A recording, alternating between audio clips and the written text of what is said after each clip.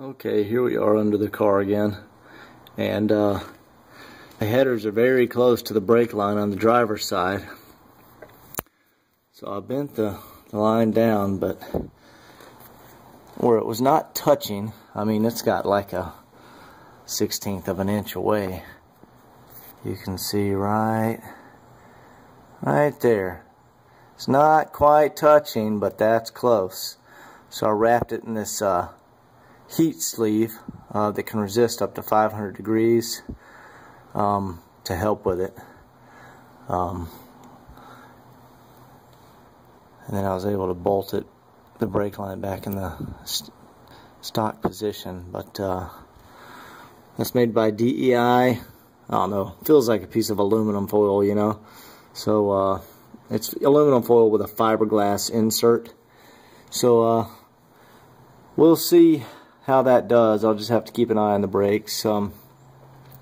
Also wrapped the starter cables up in a heat shield to just protect them a little more. But yeah, that's the main concern on the car right now is that. But I don't know. We'll just see what happens. Okay, today I'm just doing some cleanup work, trying to get everything ready to take it out on the road. I brought one of these. It's a heat shield, heat resistant up to 500 degrees. So I wrapped that around the fuel line coming in, and then where the fuel line joins with the brake line right there, I wrapped it around and went down under the frame with it, you know, until the fuel line and brake line were about 3 or 4 inches away from the header. Because you see there's some close, that header's a little close right there. So this should, you know, keep it heat resistant, keep the fuel and brake line cool.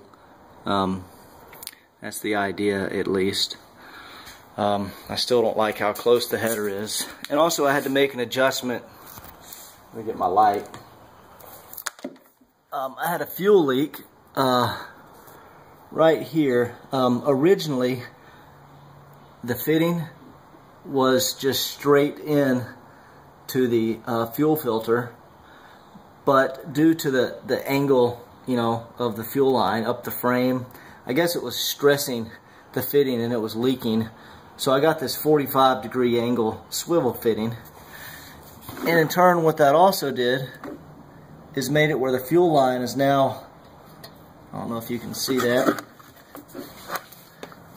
the fuel line is no longer touching the frame rail, so it curves up under there nicely.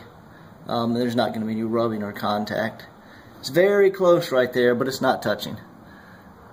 So hopefully that'll stop the leak. I'm going to try it out shortly.